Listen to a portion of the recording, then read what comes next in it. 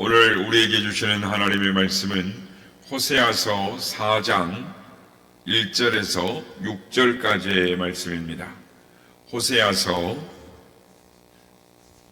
4장 1절에서 6절까지의 말씀을 교독하시고 마지막 절은 함께 합독하겠습니다. 이스라엘 자손들아, 여호와의 말씀을 들으라. 여호와께서 이 땅 주민과 논쟁하시나니 이 땅에는 진실도 없고 인애도 없고 하나님을 아는 지식도 없고 오직 저주와 속임과 살인과 도둑질과 간음뿐이요 포악하여 피가 피를 뒤이음이라. 그러므로 이 땅이 슬퍼하며 거기 사는 자와 들짐승과 공중에 나는 새가 다 쇠잔할 것이요 바다의 고기도 없어지리라. 그러나 어떤 사람이든지 다투지도 말며 책망하지도 말라. 너 백성들이 제사장과 다투는 자처럼 됐음이니라. 너는 낮에 넘어지겠고 너와 함께 있는 선지자는 밤에 넘어지리라. 내가 내 어머니를 멸하리라. 내 백성이 지식이 없으므로 망하는도다. 내가 지식을 버렸으니 나도 너를 버려 내 제사장이 되지 못하게 할 것이요 내가 내 하나님의 율법을 잊었으니 나도 내 자녀들을 잊어버리리라. 아멘. 할렐루야. 오늘도 우리와 함께 하신 주님을 찬양합니다. 호세아 선지자는 이 북이스라엘이 국가적으로 번성하고 부유할 때 40년 동안 활동한 선지자입니다. 그러니까 그가 활동하던 이 북이스라엘 활동하던 시대에는 요아스의 아들 여로보암 2세가 왕이 되던 시대인데 북이스라엘의 황금 시대다라고 할 수가 있습니다. 그러나 외적으로는 풍요를 누렸지만 내적으로는 신앙의 부패와 죄악의 물결이 거세게 몰아치던 시절이다라고 말할 수가 있습니다.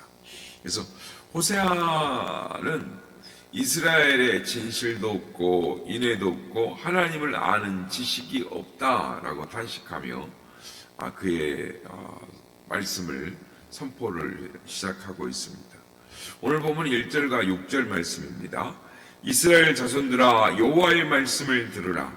여호와께서 이 땅 주민과 논쟁하시나니 이 땅에는 진실도 없고 인애도 없고 하나님을 아는 지식도 없고. 6절 말씀입니다. 내 백성이 지식이 없으므로 망하는도다. 내가 지식을 버렸으니 나도 너를 버려 내 제사장이 되지 못하게 할 것이요 내가 내 하나님의 율법을 잊었으니 나도 내 자녀들을 잊어버리리라. 호세아 선지자는 이스라엘 백성이 하나님을 아는 지식이 없으므로 망한다라고 외치고 있습니다. 이스라엘 백성의 패망의 원인을, 범죄의 원인을 하나님을 아는 지식이 없기 때문이다라고 말씀을 합니다. 그리고 7절 말씀에 보면 그들이 속된 말로 등 따숩고 배부르니까 하나님을 떠났다라는 것입니다. 잘 살게 되니까 하나님에 대해 무관심해졌고 더욱 번성하니까 하나님을 잊어버리고 결국에는 망하게 되었다라고 말씀을 하고 있습니다.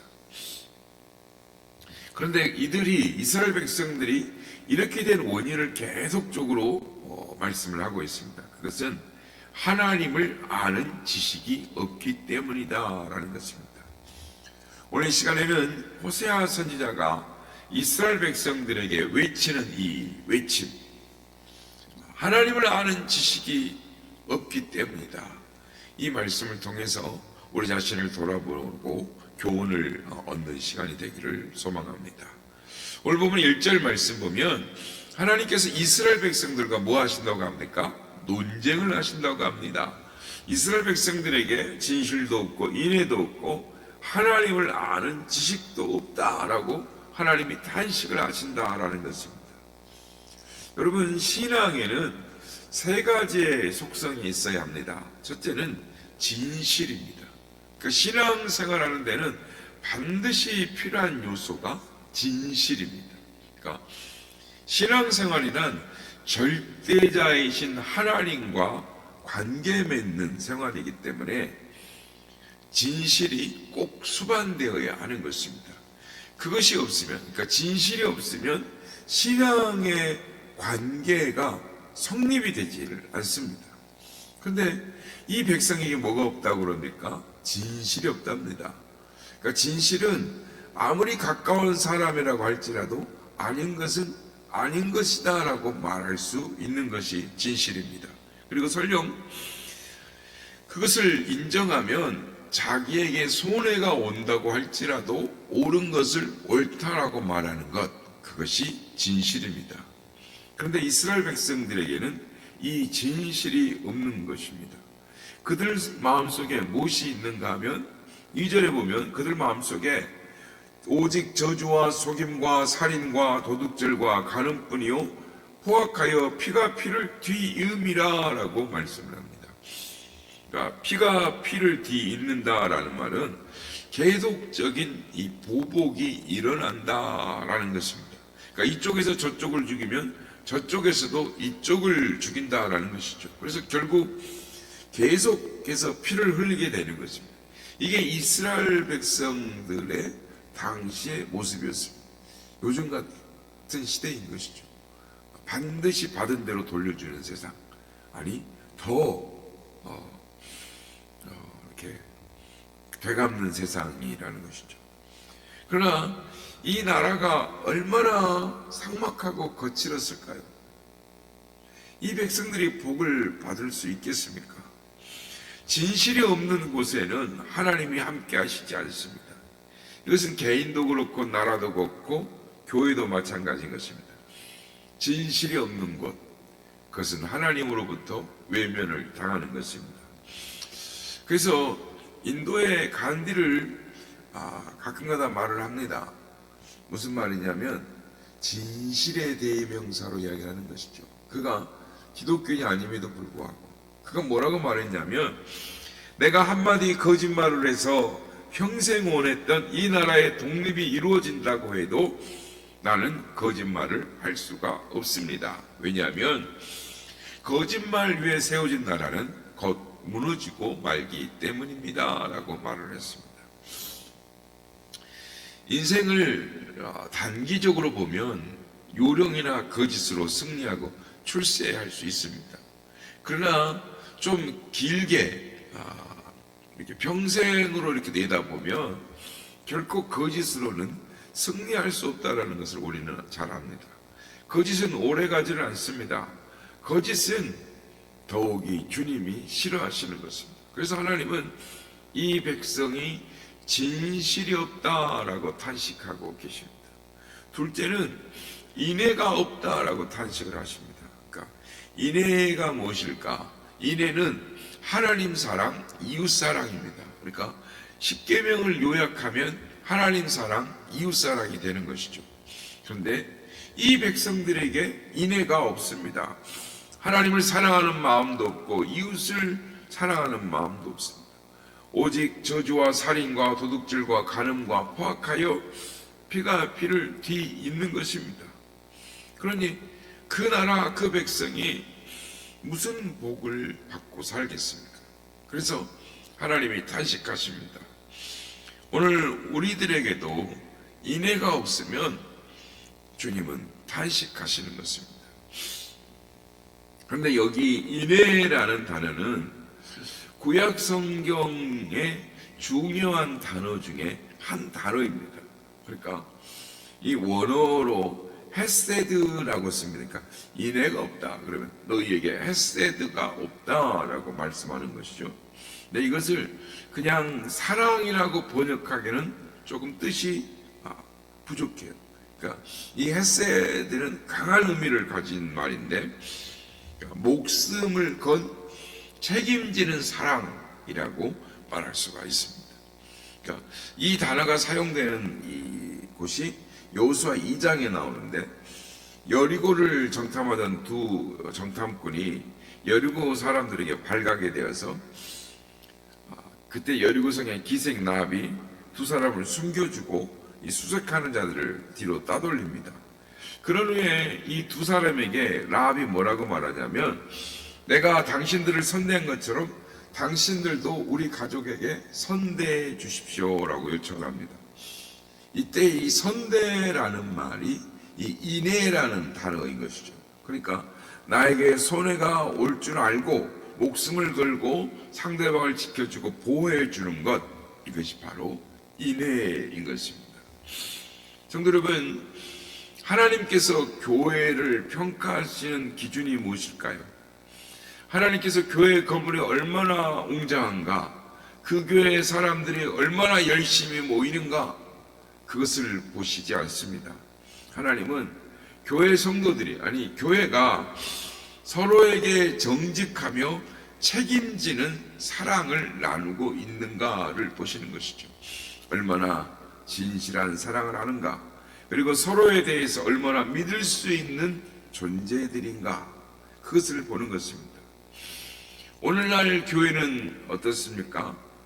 바로 이 부분에 문제가 있는 것입니다.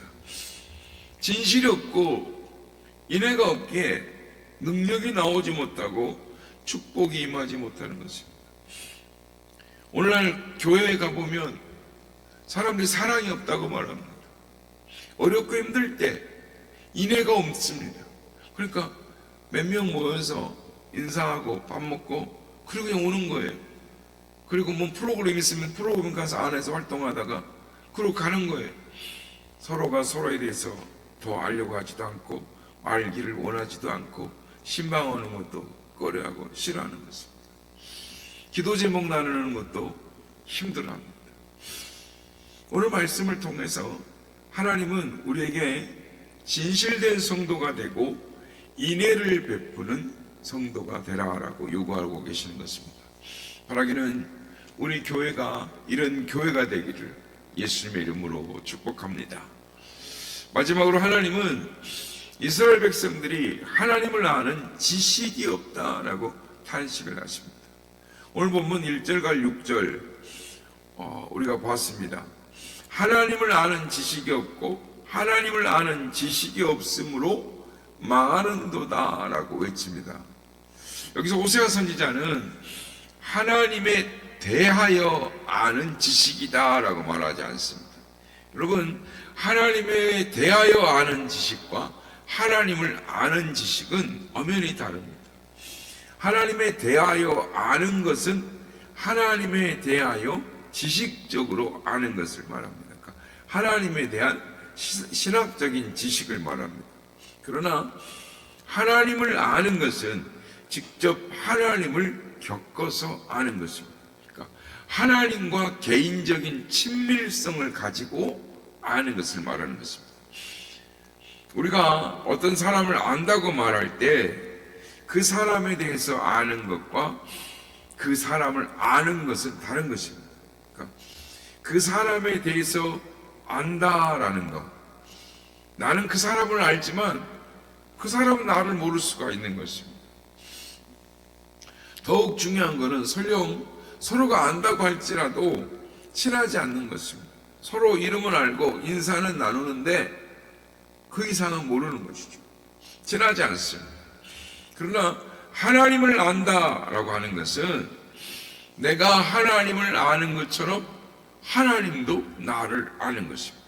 그러니까 그냥 아는 것이 아니고 서로 깊이 사귀어 아는 것을 말하는 것입니다. 아마 같이 예수님을 믿는다 해도 예수님을 만난다면 상당히 다른 반응을 보일 것입니다. 그러니까 어떤 분은 예수님을 만나더라도 예수님 만나고 나서 누구시더라 하고 반응을, 고개를 갸웃거리는 사람이 있는가 하면, 어떤 사람은 주님을 보자마자 바로 알아보고 기뻐하면서 주여 매일 주님과 동행하였는데 이제 눈으로 주님을 배우니 너무나 기쁩니다. 좋습니다. 라고 환하게 웃으며 주님께 안길 사람이 있을 것입니다. 성도 여러분, 하나님께서 이스라엘 백성에게 주신 것은 부귀와 영화가 아니었습니다. 오직 하나님을 아는 지식이었습니다. 그러니까 이것은 이스라엘 백성이 하나님을 아는 만큼 하나님께서도 그들을 알아주시는 것을 의미합니다. 그들이 하나님을 가까이 하는 만큼 하나님이 그들을 가까이 하시는 것을 말을 합니다. 오늘 보면 6절에 보면 내 백성이 지식이 없음으로 망하는도다. 너가 지식을 버렸으니 나도 너를 버려 내 제사장이 되지 못하게 할 것이오 라고 말씀합니다. 이스라엘 백성들은 하나님을 아는 지식을 버렸습니다. 다시 말해서 하나님과의 개인적인 관계를 끊어버리고 객관적으로 아는 것으로 만족하려 했다라는 것입니다. 이스라엘 백성들의 모습을 통해서 우리는 우리 자신의 모습을 보게 되는 것입니다. 사랑하는 여러분, 우리는 하나님을 얼마나 압니까? 많은 사람들이 지식적으로 또 많은 이스라엘 백성들처럼 하나님과의 개인적인 만남은 없고 하나님에 대하여 아는 수준에 만족하고 있지는 않습니까? 그리고 하나님과 관계없는 삶을 살고 가고 있지는 않습니까? 사랑하는 여러분, 우리가 하나님을 알다면 하나님을 알아갈 때 어떤 일이 일어날까요? 내가 존귀해지는 것입니다. 내가 하나님을 닮아가는 것입니다. 내 영혼이 영화로워지는 것을 깨닫게 되는 것입니다. 하나님을 알아갈 때 기쁨이 있습니다. 하나님의 말씀이 우리의 마음에 임할 때 우리 마음에 진정한 기쁨이 있습니다. 단순히 하나님의 말씀만 우리에게 임하는 법이 없습니다. 하나님의 말씀이 우리에게 임하면 우리는 그 말씀만큼 변하게 되는 것입니다. 우리는 그 말씀이 가지는 거룩한 만큼 거룩함처럼 우리는 거룩해지는 것입니다. 그 말씀이 가지는 정결함 만큼 우리도 정결함을 잊게 되고 말씀처럼 변하게 되는 것입니다. 변하기는 하나님을 알아가는 우리가 되기를 소망합니다. 더 많이 하나님을 경험하고 하나님을 아는 지식에 자라가는 저와 여러분 되시기를 예수님의 이름으로 축복합니다.